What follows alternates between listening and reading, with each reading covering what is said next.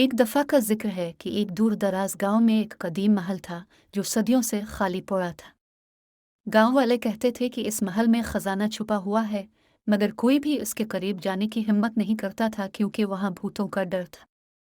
एक दिन इस गांव में एक बहादुर लड़का आया जिसका नाम अली था। अली को कहानियां सुनने का बहुत शौक था और जब उसने महल के खजाने की कहानी सुनी तो उसने फैसला किया कि वो इस भेद को हल करेगा। अली रात के वक्त महल की तरफ रवाना हुआ। जब वो महल के दरवाजे पर पहुंचा तो उसने देखा कि दरवाज़ा खुद ब खुद खुल गया।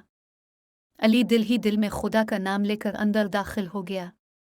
अंदर जाते ही इसने देखा कि हर तरफ अंधेरा है, मगर एक रोशनी की हल्की सी किरण उसे एक कमरे की तरफ बुला रही थी। अली इस रोशनी का पीछा करता हुआ कमरे तक पहुंचा।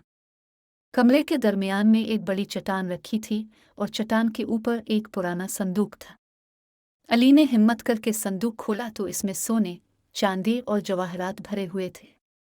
अली को यकीन नहीं आया कि उसने खजाना पा लिया है।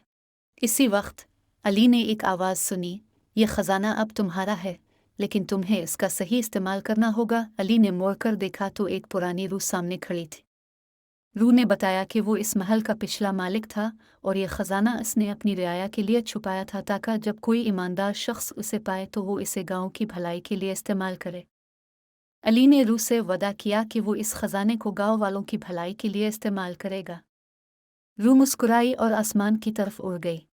अली ने खजाना गांव वालों में बांट दिया और गांव में खुशहाली आ गई। गांव वालों ने अली की बहादुरी और ईमानदारी की तारीफ की और अली हमेशा के लिए गांव का हीरो बन गया।